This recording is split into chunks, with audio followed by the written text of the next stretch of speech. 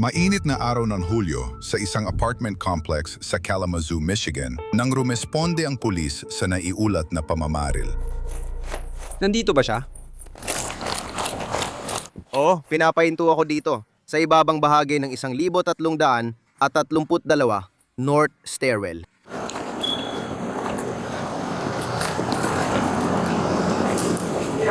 Hindi ko.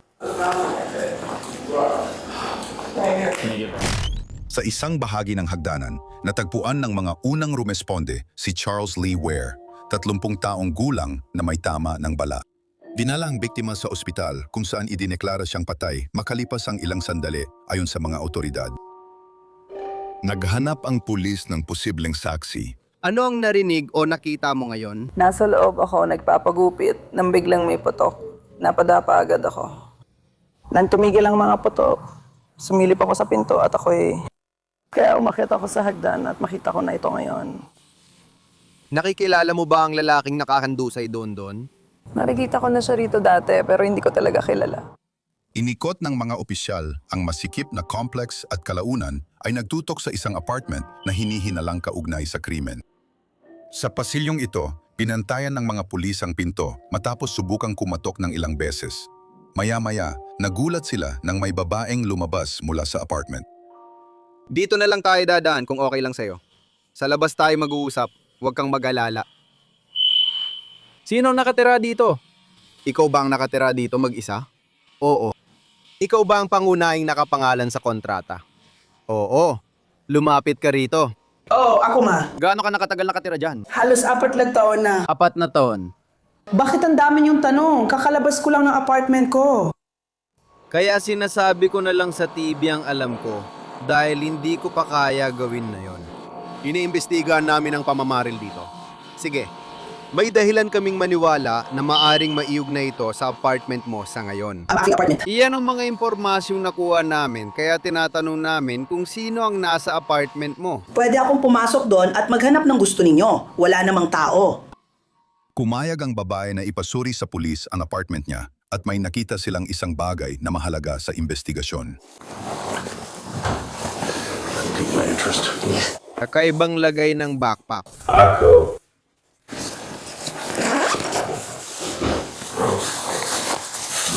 Kung nasaan sila. 30 segundo pa lang at malapit na ako matapos. Sa totoo lang, ang ID na nasa backpack na to ay para kay Don Quay White. Siguro doon nasangkot na siya dati sa ilang investigasyon ng pamamaril. Natagpuan ng pulisya ang ID ni Don Quay White, 23 taong gulang na kalaunan ay inilarawan bilang anak ng umuupa at kilalang suspect sa iba pang investigasyon ng pamamaril, ayon sa pulisya. Kinilala ng mga investigador sina Don Quay at ang kapatid niyang si Deontay Armstrong, 21 bilang mga suspect sa pamamaril matapos suriin ang surveillance camera sa lugar. Sabihin nating maganda itong lead para sa investigasyon. Parang madilim na halos. Oo, siya nga. Puti na may ilaw ng baril sa tabi ng ID.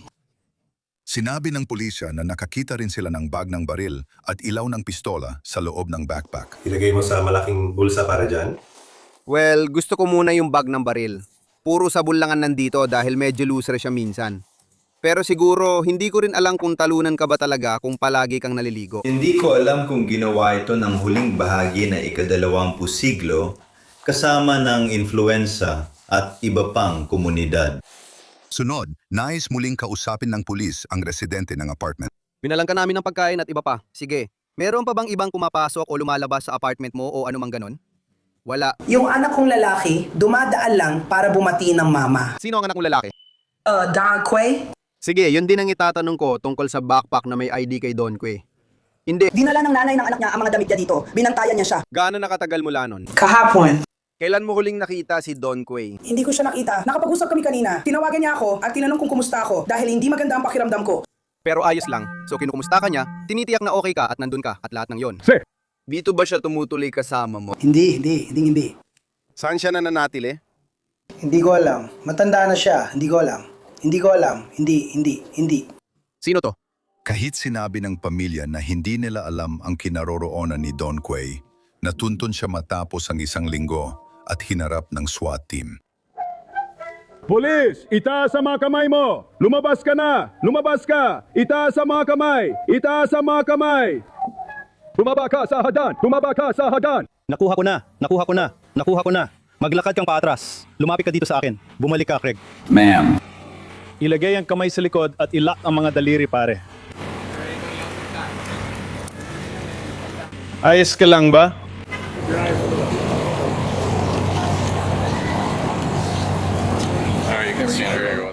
Kinilala ng mga opisyal ang lalaking nakikita rito bilang si Don Quay White bilang isa sa mga suspect sa pamamaril, habang nawawala pa rin ang kanyang kapatid na si Deontay Armstrong.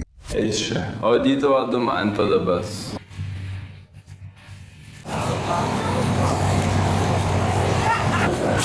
Kasama ang geyser. Oh, gusto mo bang umupo?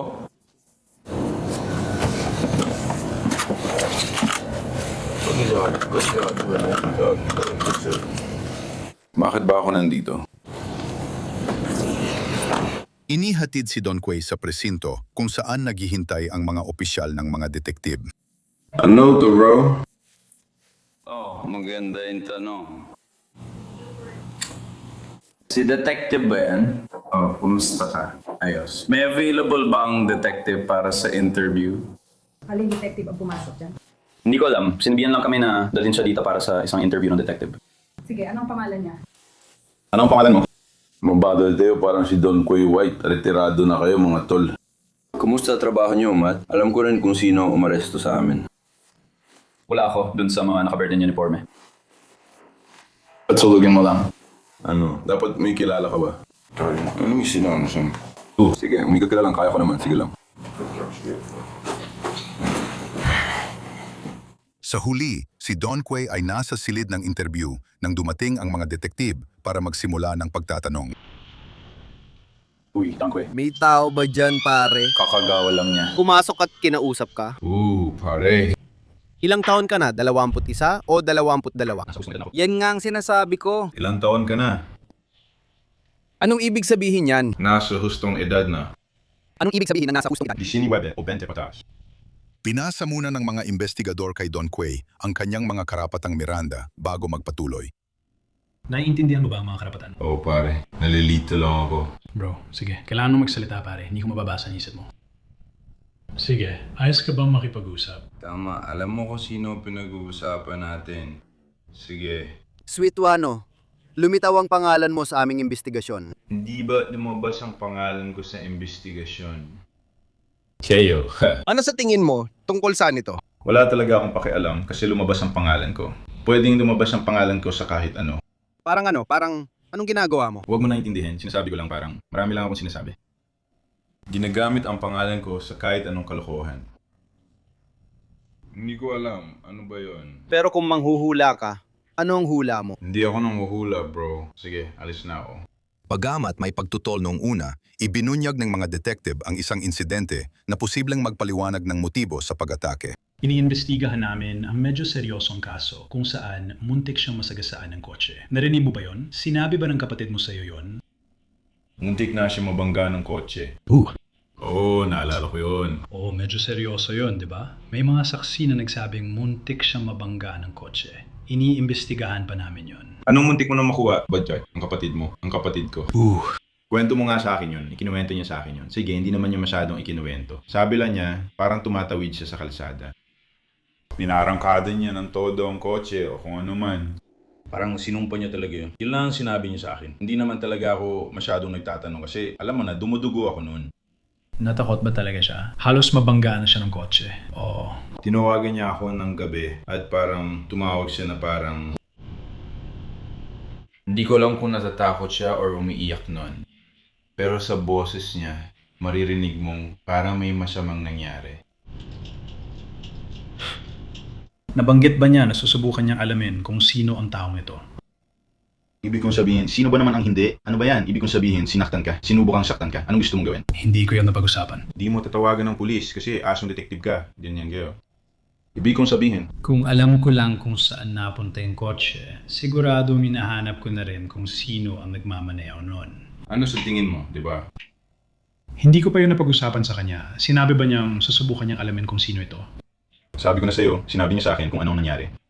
At sinabi ko sa kanya na kasama ko si Little Jones, kaya tinawagan ko siya pagkatapos. Hindi na namin pinag-usapan yan pagkatapos noon, kaya hindi ko alam kung ano. Yun lang yun. Yun lang yan. Sandally. Hindi niya sinabi kung sino ang gumawa nun o katulad nun. Hindi ko inuulit ang tanong ko sa'yo. Gusto lang yung magawa mo. Nagtanong siya, alam mo ba kung ano? Nalaman ba niya o alam ba niya kung sino ang gumawa nun? At uulitin mo na naman ang parehong tanong. Hindi. Sige, ano ba yan? Hindi ko alam. Alam niya. Sabi ko na, pag-usapan natin yung nangyari pero hindi natin ginawa. Kaya hindi ko alam kung ano talagang nangyari o kung nalaman niya kung sino may gawa nun. Ano problema mo? So, ang aga pa para dito, Todd. Sinabihan mo ba siya gawin ang kahit ano o nakinig ka lang at sinabi mong hindi ka makakapag-usap? Hindi ako ganun. Hindi ko pinapatulan kapag kasama kong babae ko. Sinasabi ko lang, sige, tapos binababa ako na tawag. Yun lang yun. Sige. Paulit-ulit na itinanggi ni Don Quay ang kaugnayan niya sa insidente maliban sa isang tawag sa telepono. Nang ipakita ng pulisya ang video bilang ebidensya, agad nagbago ang kwento niya. Ganito kasi yan, alam mo, may mga kamera sa lahat ng sulok ng Fox Ridge. Kung hindi ko yan makita, ayos lang ba? Sabihin mo sa akin kung anong ginagawa mo rito. Sa palagay ko, ito na yung oras na muntik mabangga ang kapatid mo. Naglalakad ka lang ba dito or may ginagawa ka? Lalabas lang ako. Sige, hindi mo alam ang ginagawa mo, Matt. Anong dahilan ng paggalis mo sa apartment? Bakit ko umalis ng apartment ng ganitong oras? Alas 5:50, yung 5 ng hapon. Tag-init, mainit. Sino gustong magkulong sa bahay buong araw? Ipaliwanag. Ikaw, 20 taong gulang, alas 5:50, isingko na. Hulyo kasi, mainit. Sino ba ang gustong magkulong na sa bahay? Totoo naman, parang hindi ka lang basta uupo sa bahay. Hindi, mainit. Lalabas ako para makalangap ng sariwang hangin. Hindi ko kailangan magkulong lang sa bahay. Mainit, wala namang nagsabi na kailangan mo. Nagtatanong lang ako, parang may pupuntahan ka o direksyon kang kinutungo. Pwede akong lumabas para kumuha ng pagkain o bumili sa tindahan ng candy. Pwede rin kumuha ng kahoy at magyose. Kahit ano. Naalala mo ba ang ginagawa mo nun? Bukod sa pangkalahatan, gets mo? Parang ganun. Sabi ko na sa'yo, kukuha ako ng makakain. Okay lang yan. Sa bibig ko muna, kukuha ako ng makakain. Nacho house, snack house. Parang, tara na bro. Saan yun? Sa likod. Hindi namin alam kung nasaan yun, pare. Oo. Hindi ko alam nasaan yun yan. Nasa likod ng nakikita mo. Alumo yan. Ano yan? Ibig kong sabihin, Hindi ko pa nakarinig ng nacho house sa loob ng bahay. tama, hindi mo talaga maririnig yun, pare. Alam mo, anong ginawa mo nung hapon na yon? Bro, nag-relax ako kasama anak ko. Natanggap na ako sa trabaho. Pagkain yan, pare. Nagpasya na ang mga detective na magbunyag. Mas marami silang alam kaysa sa ipinapahalata nila. Napansin namin nung nakaraang Miyerkules na tinawagan ka niya bandang ganitong oras bago ka lumabas ng gusaling iyon. Naalala mo ba ang pag-uusap na yon? Tinawagan niya ako at sinabing lumabas ako. Yun lang ang naalala ko. Hindi ko na sana kailangan kumuha ng pagkain pero palabas na rin naman ako noon. Sige, ayos lang. Iniimbestigahan namin bukod sa muntik siyang mabangga, ay may isang binaril at napatay. Sige, at kaya gusto ka naming makausap. Sige, gusto naming bigyan ka ng pagkakataon na may paliwanag kung bakit ito nangyari. Sige, makinig ka muna. Hindi ko alam. Makinig ka. Alam namin na ikaw ang responsible doon. Sige. Alam mo namang may mga video at maraming ebidensya. Alam din naming nangyari yon. Ang hindi namin alam ay kung bakit. May pagsisisi ka ba sa ginawa mo sa lalaking ito? Pare, nakakaramdam ako ng pagsisisi sa lahat ng ginagawa ko. Nagsisisi ka ba na binaril mo ang lalaking ito? Siyempre. Para sa isang tao, alam mo na. Bakit mo siya binaril kung ganon? Oy, Dahil saan? Dahil sinubukan niyang sapakin ng kapatid mo. Kaya mo yung ginawa. parang ganun lang. Pare, hindi ko ito nililihim. Ano pa bang masasabi?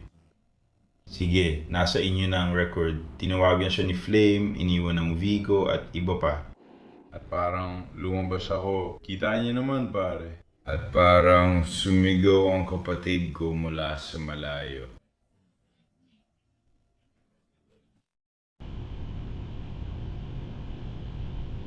At pare, parang may kakaibang dating siya, parang nakakakilabot. Ang bilis ng kilos niya at medyo natakot ako. Parang may inaabot siya. At parang hindi ko alam kung ano nangyayari. Hindi ko alam kung ano meron sila. Hindi ko alam ang nangyari bago ako lumabas. Kinabahan ako kasi parang umaabot siya. Sabi niya hindi ko alam.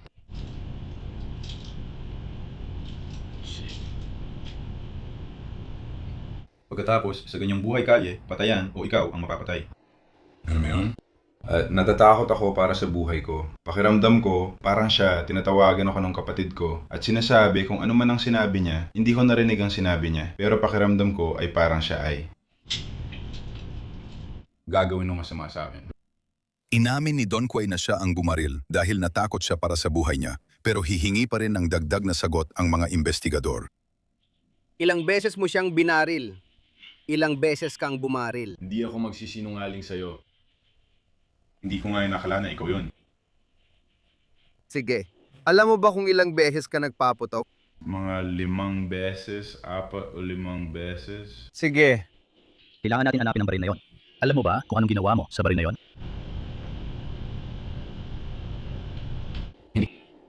May kumuha niyan sa akin. Sige, sino yun?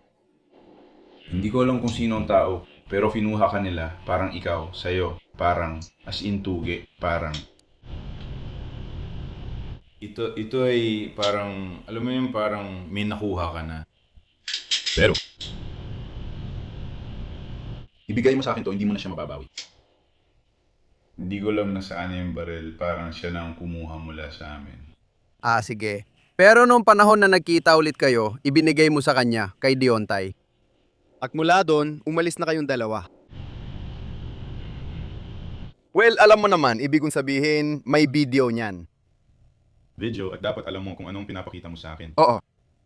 Na yon, sinasabi mong may kumuha nito mula sa inyo at hindi mo alam kung nasaan na ito. Maaari mo bang sabihin kung anong sinabi ko? Oo, yun ang sinabi mo. Pakinggan mo ito. Sobrang ganda mo naman. Ano ka ba? Ano ba gusto mong sabihin ko? Hindi ko alam kung nasaan yun. Sige. Hindi ko lang pwedeng ibigay sa'yo. Ang sagot kung ano ang nangyari sa baril dahil hindi ko alam. Sige. At nagsasabi ako ng totoo, 100%. Hindi ko talaga alam. Pinahahalagahan ko yan, pare. Sana may mas magandang sagot si Deontay kasi siyang tumakbo na may dalang baril. Mga 3 buwan nang lumipas bago iniulat na nahuli ng US Marshals sa labas ng Chicago ang kapatid ni Don Quay na si Deontay. Tutukan natin ang pangalawang suspect habang hinarap siya ng mga detektib gamit ang parehong ebidensya. Sabihin mo sa akin, ang ginawa mo nung Hulyo 24, 2024 mga 5, 44 ng hapon? Naalala mo bang ginagawa mo noon, Matt? Pupuntahan ko na siya. Sige. Ikaw yan dito. Dito ka nakatira sa building na to? Oo, sige. So tumawid ka dyan. Sige, mga 5:45 ng hapon yan. Wala yan sa lugar ng pamamaril. Wala talaga. Anong oras pa nangyari yung pamamaril? Mga 10 minuto pagkatapos. Hindi, wala talaga. Isa lang yan sa mga video na gusto kong ipakita sa'yo, okay? Yung building na nakita mong nilabasan ko. Yung crowd building ng 555, kapag kinuha nyo yung footage, maintindihan nyo agad, di ba?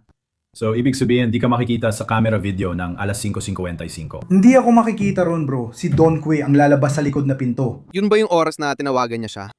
Sino? Yun ba yung time na tinawagan mo si Don Quay bago siya umalis ng building? Hindi, tinawagan ko si Don Quay para sa kahoy. Pero hindi sumagot si Don Quay. Kaya tinawagan ko siya. Kaya nga sinabi ko, parang wala akong problema na kumpirmahin yan. Pero kailangan ko lang malaman kung makakakuha ko ng kahit anong uri ng. Alam mo yon, parang Hindi namin sinabing ikaw ang bumarel. may mga tao talagang nakakaramdam yan. Tama, at pakinggan mo, ipapakita namin ito sa'yo. Parang, Nalilito ako dahil wala naman akong binarel. kaya ikaw yan na bumabalik, tama? Anong kinuha mo sa kanya? Tandaan mo, sinabi niya na gusto mong makipagtulungan. Yun lang, hindi ako magsisinungaling. Kung ikaw, hindi ko alam. May sinabi siya sawa na ako nung ginawa niya yun. Hindi ko rin alam kung kaya niyong itrack siya. Inabot niya sa akin ang telepono niya, ang damo niya, at ang timbangan niya. Nilagay niya. Parehong baril dito mismo. Inabot niya sa akin ang telepono at hindi namin pinag-uusapan ang dalhin nito sa bata, aking daga. Kapag nagmamaneho ka, lumabas ako. Walang sumagot. Wala, hindi ipinakita sa video na binigyan ako ng baril ng taong yon. Ipinakita ko siya sa'yo, dinala ko siya. Pero hindi siya anak ko. Umupo ka muna ha. Sabi mo gusto mo makipagtulungan at maging tapat. At kinukumpirma ko, Pare, makinig ka. nasa akin ang telepono at droga niya. Sabi niya, babalik ako agad. Pumunta siya sa bahay ng nanay niya. Pumunta ako para dalhin ang telepono niya sa nanay ng anak niya. Babe, sinagot ng lalaki ko.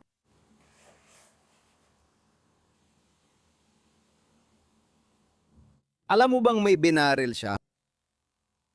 Hindi ko sasabihin pero sabi niya, sawa na siya.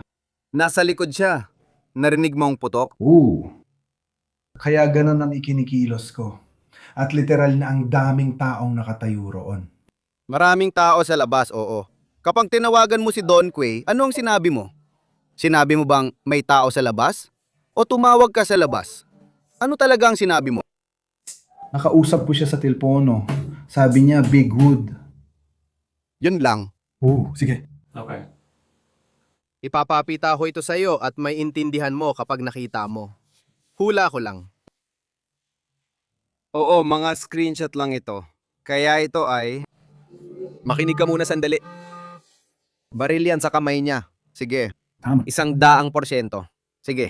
At doon siya nagsimula. Doon siya nagsimulang magsalita. May baril siya sa kamay niya dyan.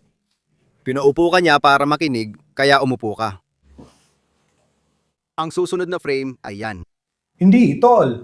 Screenshot lang yan. Pero ang sinasabi ko, kung panuurin mo talaga ang video, kung talagang pinanood mong video, habang papunta siya doon, may tinatago siya. Pumupunta siya at may kinukuha siya sa bulsa niya. Parang... Makinig ka, ito ang pananaw namin. Wala kami ron.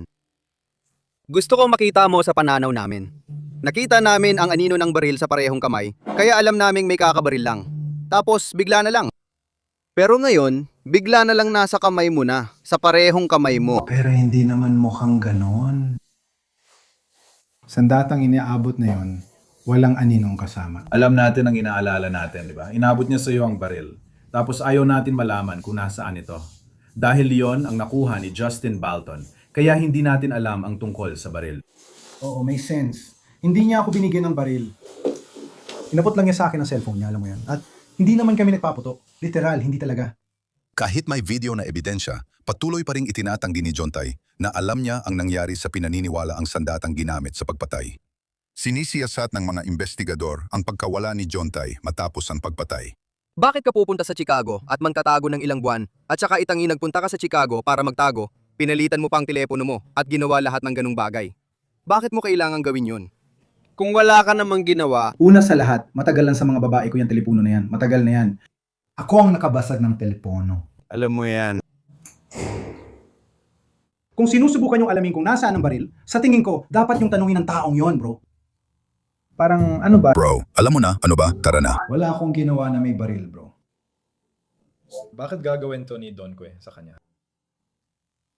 Siguro kung tatanungin mo siya, parang sinasabi nito. Alam mo namang may alitan at nag-aaway sila. Oo, pero hindi ko sasabihin. Hindi ko kaya. Dahil hindi naman sila nag-aaway. Hindi naman sila nag-aaway. Hindi naman sila nag-aaway. Paano nalaman ni Don Quay na alis siya ng gusali noon? Anong ibig mong sabihin? Kung sinabi ko lang sa'yo, tayo, ako, at si A, Diyos ko. Parang sinasabi nyo, nakita nyo naman yung truck, di ba? Ang tatanga nyo, hindi ko nga nakita yung truck. Itinuro nyo yon at sinabi nyo nandun lang. Dumadaan yon sa parking lot, pero sinabi nyo yon ang kotse.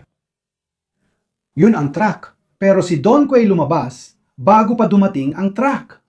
Kaya nga sinabi ko, kayo ang may alam, hindi ako. Kung hindi nyo kukunin yung 555 na view ng paglabas niya sa building, dati na siya naglalakad sa damuhan. Mabilis kang nagmamaneho sa parking lot. Gaya na nakikita mo. Nagmadali siyang pumarada. Kaya nung oras na yon, si Don Quixote ay naglalakad na palabas ng building. Nakalabas na siya ng building bago pa man pumunta si Chuck sa parking lot. Nakita ko ang parking. Lumiko si Don Quay sa kanto. Hindi lang kayo basta uupo at tatanungin. Paano mo nalaman na lalabas siya ng building sa oras na yon? Hindi niyo sasabihin yon. Hindi ko rin sasabihin yon, bro. Paano ko magagawang umupo lang dito na parang niloloko ko lang kayo? Oo, alam mo yon, hindi ako ganun. Sinabi ko na sa inyo, nandito ako para sa immunity at proteksyon ko. Sinasabi ko sa inyo, pwede akong mapatay dito. Kung ito nga ang sinasabing tao na binaril ko, ang kailangan lang niyang gawin ay tumawag. Patay na ako. Makinig ka, tigilan mo ang pagkatok sa mesa dahil ayokong pumasok sila dito at isipin na may nangyayari. Sige, tapos na tayo dyan. Naiintindihan kong galit ka pero tapos na. May dati na silang alitan. Kung makikita nyo siya, sasabihin nyo hindi niya ginawa. Pero paano nyo malalaman kung di nyo sila kilala araw-araw? Hindi ko sino man sa atin sinabing hindi niya ginawa. Baka nga ginawa niya. Pero... Nasa kamera yan. I-play mo ulit. Sabi ko na meron sila sa kanya. Hindi niya ginawa. Sige. Sumasumpa ako sa tatay ko, Lola. Ay nanay ko. Nakatato yun. Sumasumpa ako sa tatay ko. Pare, wasak na yun. Sabi nito, hindi raw nila ginawa. Kung sinabi niya yun, humihingi ako ng paumanhin. Sigurado ako ng 99% na siya yon. Dahil kinuha niya yung baril. Dinala niya sa bahay ng nanay niya. Kaya parang hindi ko alam, kayo, parang gusto nila akong ikulong, gusto nila akong arestuhin dahil sa baril na literal na hindi ko alam. Kinuha to ni Names. Wala akong kinalaman dito. Literal na wala akong involvement. Kayo, lahat ng kalokohan na yan. Hindi, matagal na may nangyari kay Man bago pa ako. May insidente na sila nun. Yun lang gusto ko sabihin. Hindi siya, oo, hindi. Pero bawal niyang sabihin sa kanya. Pero kung pwede niyang sabihin sa inyo. Yung mga tao niya, pati si Chuck Daddy, bago pa lumabas ang pangalan ng bill na yon, hinahanap na si Don Quay. Sinubukan na nilang patayin yung tao bago pa mangyari ito. Baril niya yon, di ba? Kung tinanong sa polygraph kung nahawakan mo ang baril na yon, papasa ka ba? Oo, sigurado kung 100% na papasa ako sa test na yon. Sige. Isuot mo na ulit, jumpsuit mo, tara. Kapag sinabi kong may merchant sa tattoo ko, madadalan talaga ang tao, pasensya na. Sigurado akong pasado ako dyan, bro. Hindi ko yan ginalaw. At kung ang tanong ay, hinawakan mo ba? Parang, hinawakan mo ba? Alam mo na? Uupo ka muna, ayoko may makita sila sa camera. Parang ganito, kung ang polygraph ay parang, paano ko ba sasabihin? Hinawakan mo ba? Hinawakan mo ba? Hinawakan mo ba yon bago o pagkatapos ng pamamaril? Papasa pa rin ako. Hindi ko alam ginawa niya. Tumawag siya sa mga tao niya, pero hindi ako yon. Ang alam ko lang, dinala niya yan sa bahay ng nanay niya. Pagkatapos nun, di ko na alam saan napunta. Kinasuhan sina Don Quay at Deontay ang first-degree premeditated murder at ilegal na pagmamayari ng baril ng isang taong bawal magkaroon nito. Parehong napatunayang nagkasala ng hurado ang magkapatid. Si Don Quay hinatulan ng habambuhay na kulong na walang parol, habang si Deontay ay 40 hanggang 65 taon sa kulungan. Mag-subscribe para madaling ma-access ang bagong balita mula sa Law and Crime Body Cam.